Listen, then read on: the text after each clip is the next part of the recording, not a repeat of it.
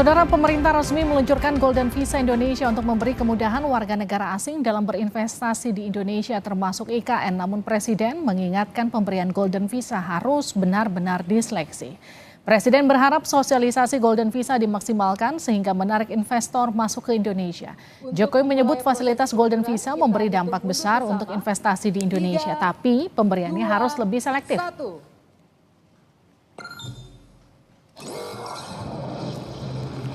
Tapi ingat, hanya untuk good quality travelers. Sehingga harus benar-benar selektif, benar-benar diseleksi, harus benar-benar dilihat kontribusinya. Jangan sampai justru meloloskan orang-orang yang membahayakan keamanan negara, meloloskan orang-orang yang tidak memberi manfaat secara nasional.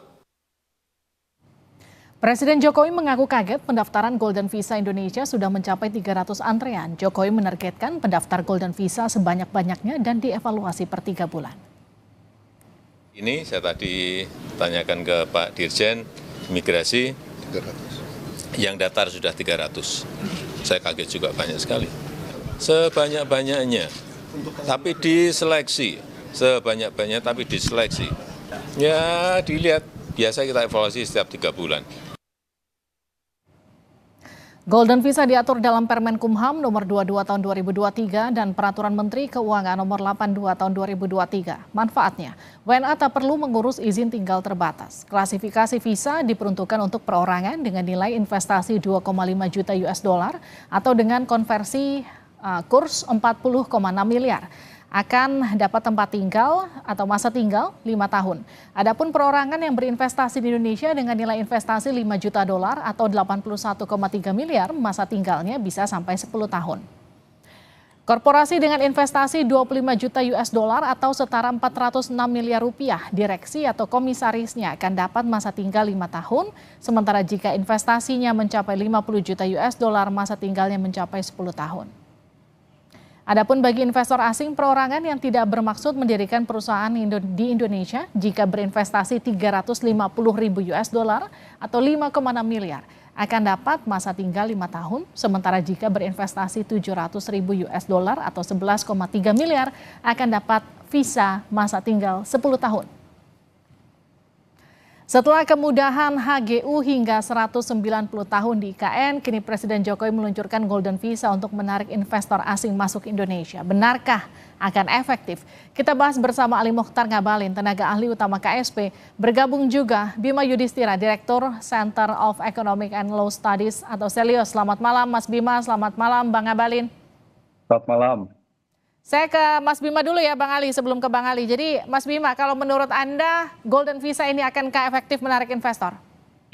Ya belum tentu, jawabannya adalah belum tentu dan sesuai dengan yang Pak Jokowi bilang. Jangan sampai dengan fasilitas Golden Visa ini salah memasukkan orang ya. Jadi bukan orang yang ingin membawa investasi atau baru sekedar berkomitmen melakukan investasi, realisasi investasinya itu belum terlalu jelas kapan akan kemudian direalisasikan. Karena apa? Ini satu paket saya lihat antara Golden Visa dengan Family Office. Artinya untuk menarik repatriasi maupun menarik dana-dana orang kaya yang ada di luar negeri yang selama ini mungkin disimpan di Singapura, di Hong Kong, itu bisa masuk ke Indonesia. Tapi yang menjadi catatan, kalau memang tujuannya adalah untuk menarik investasi, kita harus lihat kesiapan dan daya saing dari sisi investasi yang ada di Indonesia. Iklim investasinya ini kan sekarang juga sedang ada transisi pemerintahan, tentu banyak yang masih wait and see, itu satu. Yang kedua, dari segi daya saing kan kita tahu bahwa biaya logistiknya masih tinggi, dan selain itu juga masalah terjadi industrialisasi yang menurun, di beberapa sektor justru terjadi gelombang PHK. Jadi iklim investasi ini yang harus diperbaiki. Sebenarnya ini kan pemanis ya, Golden Visa ini kan insentif-insentif ini kan sebenarnya hanya pemanis. Tapi pemanis ini kan artinya harus matching gitu loh dengan yang kemudian dihidangkan atau disiapkan. Jadi jangan hanya pemanisnya, tapi juga kesiapan dari sisi pemerintah, kesiapan dunia usaha di Indonesia itu benar-benar harus disiapkan secara matang. Kalau enggak, ya sama saja dengan menarik minat investor untuk masuk ke IKN, tapi kan nyatanya belum ada ya. Nanti Pak Ngabalin bisa menjelaskan investor asing yang menanamkan modalnya lebih banyak investor dari dalam negeri. Oke, Bang Ali, silakan Bang Ali. Jadi kalau kita ngelihat Golden Visa ini, kalau dianggap Mas Bima itu pemanis, jadi sistem atau iklim investasinya juga harus dibenahi di Indonesia. Jadi gimana tuh Bang Ali? Tolong di-unmute Bang Ali. Begini, Livia dan Mas Bima, sejak periode pertama itu Presiden Joko Widodo telah mencanangkan satu pola sistem yang kita sebut dengan foreign direct investment. Mungkin kita masih ingat itu. Sejak awal periode pertama itu foreign direct investment. Jadi kalau Golden Visa ini tentu saja merupakan simulasi. Jadi semacam simulasi investasi asing, tentu saja bahwa kebijakan ini dapat memberikan dorongan investasi asing yang langsung yang kita sebut dengan foreign direct investment. Kenapa begitu? Ya tentu saja bahwa semua yang dilakukan ini adalah harus tentu punya persyaratan-persyaratan yang investasi yang tinggi, apakah itu baik di perorangan maupun kooperasi yang akan bisa datang ke tanah air dan harus menjadi bagian yang tidak terpisahkan dari sebuah gerakan-gerakan besar yang dilakukan oleh Presiden Joko Widodo. Bang Ali, tapi gini, target dari Golden Visa ini berapa banyak investasi yang akan masuk? Iya, sebanyak-banyaknya. Tetapi regulasinya dipersiapkan. Makanya kenapa Bapak Presiden menyampaikan bahwa dibikin, ini kan kita punya Kementerian Hukum dan HAM, kita punya imigrasi ada, maka regulasinya harus dipersiapkan sehingga benar-benar harus teliti dengan baik, seketat mungkin, tetapi langkah-langkah itu harus dilakukan. Kenapa begitu? Iya. Begitulah gambaran bagaimana sebuah negara untuk maju dengan gaya kepemimpinan, pikiran, visi besar bagi seorang Presiden Joko Widodo. Bang Ali gini, sebelumnya kan ada Undang-Undang Cipta Kerja yang diklaim pemerintah itu menarik investor. Ada kemudian kemarin hak guna lahan di IKN yang kabarnya mencapai 190 tahun, hampir 2 abad. Katakanlah terus kemudian itu masih kurang cukupkah untuk kemudian menarik investor sampai harus dikeluarkan Golden Visa, Bang Ali? Oh iya. Republik ini kan republik besar, republik yang punya sumber daya yang alam yang luar biasa banyak. Jadi kalau bermacam-macam juga nanti sebentar lagi kemudian ada program-program terpenting yang mungkin akan dikeluarkan oleh Presiden Joko Widodo atau mungkin Bapak Presiden Prabowo Subianto. Kenapa? Karena pengembangan ekonomi kan. Dengan menarik investor berkualitas tinggi, kemudian seperti kita tadi dengar bahwa Golden Visa itu akan dapat membantu pengembangan sektor-sektor strategis dalam perekonomian di Indonesia, maupun seperti infrastruktur, teknologi, dan industri. Jadi bukan hal yang perlu dikhawatirkan itu, Mbak Livia. Oke, saya ke Mas Bima. Mas Bima, prospek ekonomi termasuk kemudahan itu kan sebenarnya jadi pertimbangan. Iklim usaha yang kemudian juga kalau kita katakan persyaratan perizinan dan semuanya itu kan jadi faktor-faktor pendukung ya untuk menarik investor masuk ke Indonesia. Jadi menurut Anda dengan adanya Golden Visa ini akankah semakin menarik atau justru sebetulnya ini sesuatu yang nggak akan bermanfaat besar begitu? Ini ya, jadi pertama pertanyaan besarnya kan Golden Visa ini di banyak negara, ini justru kemudian banyak yang dicabut. Karena dianggap sebagai sarang orang-orang yang berinvestasi, tapi investasinya terkait dengan pencucian uang, terkait dengan tindak pidana lintas negara. Itu pertama. Yang kedua, kalau ingin menarik investasi langsung atau tadi disebut sebagai FDI, Foreign Direct Investment, itu pun juga nggak mudah nih. Kondisi sekarang aja dengan investasi yang existing, pertanyaannya seberapa besar mereka ingin menambah mesin atau modal dalam jangka waktu 5 tahun ke depan. Itu banyak yang justru relokasi ke negara lainnya. Kemudian tadi soal masalah bermanfaat ekonomi atau tidak. Jadi orang-orang yang mendapatkan Golden Visa itu kalau studi di banyak negara itu sebagian besar kalaupun berinvestasi, investasinya lebih ke portfolio. Jadi dia beli surat utang negara, dia parkir, apalagi di Indonesia. Mungkin ada tuh yang tertarik, Pak Ngabalin. Jadi dia investor, tapi parkir di surat utang negara dapat bunga 7%. Yang jadi pertanyaan kan, yang diinginkan pemerintah ingin masuk ke IKN, masuk ke industri, ingin masuk ke logistik. Nah itu masih jauh panggang dari api. Jadi artinya sebenarnya sekali lagi nggak perlu lah terlalu banyak pemanis, apalagi mengobrol. Ini seperti kita berkejaran ke bawah nih, race to the bottom nih. Jadi dipandang bahwa Indonesia kok standarisasinya justru bukannya meningkat, ini malah turun nih. Udah ada undang-undang cipta kerja kan harusnya cukup. Tapi kenapa harus dikasih banyak sekali fasilitas, insentif tambahan ya, bahkan golden visa ini, dan faktanya juga belum tentu tadi bisa menarik investasi hanya karena sekedar dia memegang golden visa. Oke, gini deh Mas Bima, kalau memang katakanlah Ciptaker masih belum efektif, hak guna lahan 190 tahun masih kurang efektif, golden visa masih dianggap bahkan tidak efektif. Lalu apa yang kemudian harus dilakukan pemerintah menurut Mas Bima untuk menarik investor? Ya pertama konsistensi kebijakan. Ini terlalu sering kebijakan di Indonesia berubah-ubah. Jadi ini bikin nggak pasti juga. Orang investasi tadi disuruh ke industri, itu kan view-nya 5 tahun, 20 tahun ke depan. Kalau regulasi soal impor berubah-ubah, banyak regulasi juga, undang-undang IKN juga direvisi, ini kan membuat tidak pasti. Yang kedua, ini adalah pemberantasan korupsi. Jadi mereka juga akan melihat dia nyimpan uangnya di Indonesia, ini bagaimana nih ekosistem soal birokrasinya, pemberantasan korupsinya. Dan yang ketiga adalah perlindungan data. Jadi kan yang mau ditarget ini orang-orang super kaya nih, apalagi ada tulisannya di aturan itu adalah tokoh ya. Tokoh global atau tokoh internasional yang ingin ditarik misalnya pulang. Ini pertanyaannya adalah bagaimana dengan perlindungan data pribadi? Kemarin saja kasus PDN itu sudah jadi salah satu catatan kan. Jadi pemerintah harus berbenah yang fundamental dulu nih, baru kemudian bicara soal insentif, golden visa, insentif family office. Itu menurut saya yang harus dilakukan pertama kali begitu. Jadi jangan loncat kemudian langsung ke pemanisnya ditabur.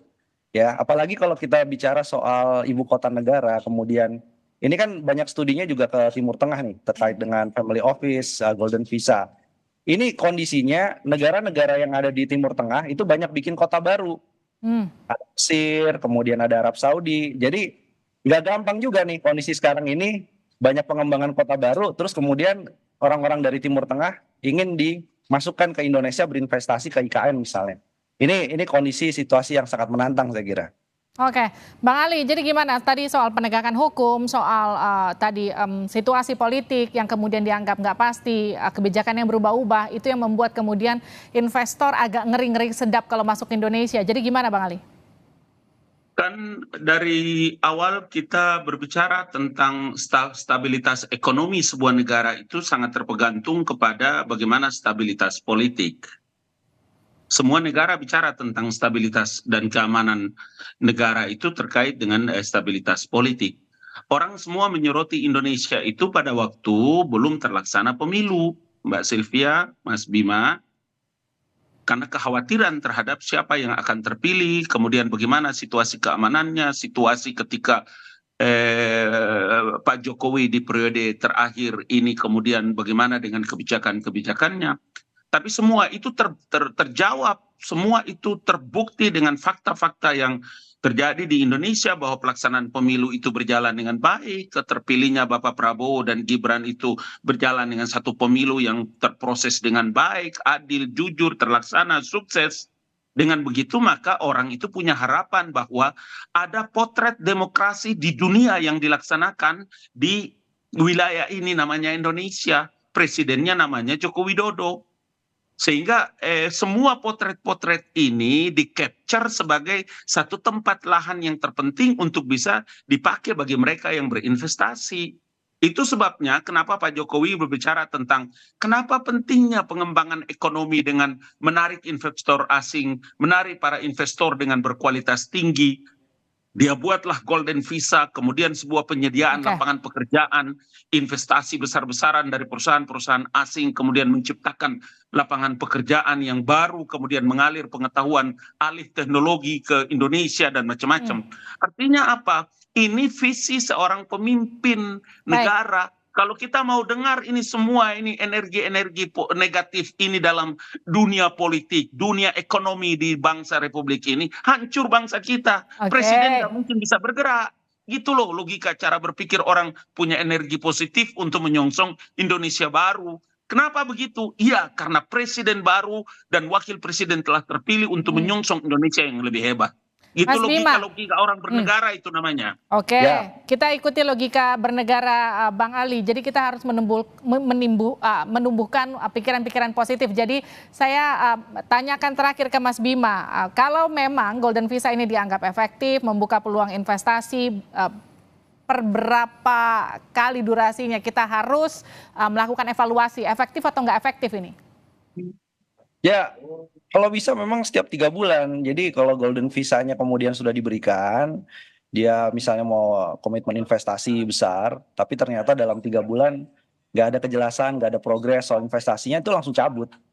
Jadi jangan dikasih time frame, akan dievaluasi setiap misalnya berkala setahun, 2 tahun, terlalu lama atau 5 tahun. Jadi begitu dia tidak menunjukkan bahwa investasi yang dituju selaras dengan yang diinginkan pemerintah, maka golden visanya kemudian dicabut. Ini kalau yang kaitannya Bima, dengan investasi.